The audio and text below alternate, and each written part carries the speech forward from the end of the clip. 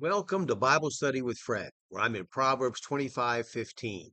Now, I hope that we can have a Bible study seated across the table from each other with our Bibles open. I'll share my interpretation with you. You'll feel free to comment on what I say and share your interpretation. So let's begin. Proverbs 25:15. By long forbearing is a prince persuaded, and a soft tongue breaketh the bone. Now, Proverbs 15:1 says, a soft answer turneth away wrath, but grievous words stir up anger. There is practical advice in this proverb for all times and places, for the Christian as well as the 10th century BC Hebrew.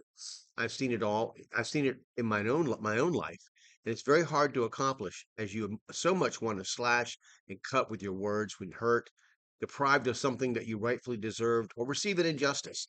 A soft-spoken word is often more powerful than all the temper tantrums in the world. We all know from popular culture that the toughest guys in the westerns speak without screaming and yelling. The John Wayne, Clint Eastwood, James Arness type of Western heroes are soft spoken, but very powerful characters. David spoke with a soft tongue to Saul, who was pursuing him to kill him, and Abigail used a soft tongue in speaking to David, who was bent on Nabal's destruction. Gideon, with a soft tongue, pacified the Ephraimites. A prince is persuaded with patience. Patience and perseverance are important traits for a Christian. We are to respectfully make our request and with quiet assurance and confidence expect our desired result, if it is within God's will for us to receive it. There is no advantage for a Christian to use violent language or outburst to demand or threaten. If the Christian is acting within God's will, he knows that he has God on his side. You and God are a majority in every decision. We should certainly speak softly to each other and kindly. Ephesians 4:32. And be ye kind one to another, tender-hearted, forgiving one another, even as God for Christ's sake hath forgiven you. Aren't there enough angry, loud, demanding people in the world? Will you not stand out more by your persistent patience and soft-spoken confidence? All right, now let's go to 16. Hast thou found honey? Eat so much as is sufficient for thee, lest thou be filled therewith and vomit it. Philippians 4:5. Let your moderation be known to all men. The Lord is at hand. It is an understandable maxim. Don't overdo anything. The ancient Egyptians had a saying which was found written on a papyrus. We live on a third of what we eat. Our doctors live on the other two-thirds. Americans have made an art form out of overindulgence. Alcohol, drugs, food, material possessions, and obsessions with things sexual fill our news and entertainment worlds. In today's world, we have information coming at us from every direction in ways our ancestors never dreamed of. Do you spend too much time fretting over the news, which seems so similar to me, decade after decade, with just the names changing?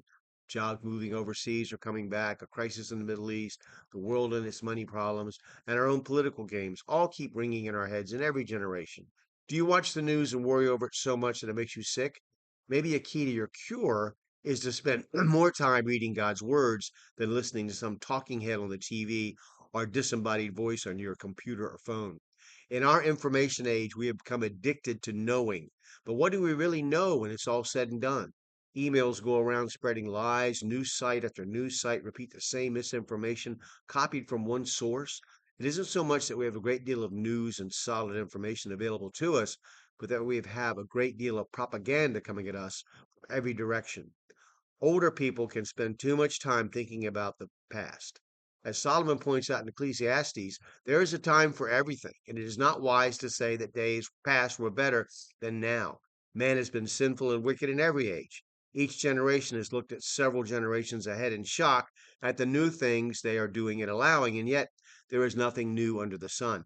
I've even read of Roman philosophers lamenting at how the latest generation in their day was disrespectful of their elders and lazy good for nothings 2,000 years ago. Give your memories adequate but limited time to occupy your mind, lest you become useless to impart the wisdom you've learned to the young person in front of you today by constantly crying over a past long gone. So, young people, be selective in how much you eat, drink, sleep, or entertain and enlighten. Do different things throughout the day. Don't sit glued to the glass toilet, television in your living room for hours. Don't stay attached to Facebook or some other social media for hours. We all need food, exercise, companionship, work, and most of all, our spiritual food in moderation. I can remember for a couple of years trying to read the Bible through each month. It took a great deal of time, and I missed a lot of things because I was unable to concentrate for the length of time it took to accomplish my task.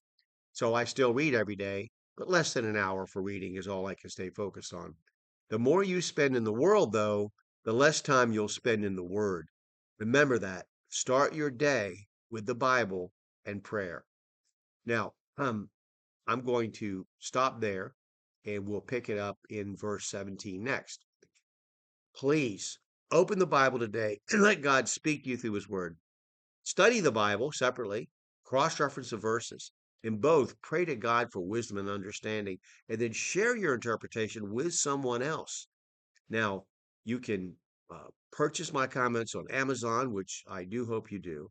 You can read them for free on Blogger. I'm going to post the links below. But if you watched this video this far, would you please click like and subscribe or follow and share the video with someone else? And I look forward to your comments, whether you agree or disagree. That's fine. I just like to hear what you have to say. Thank you.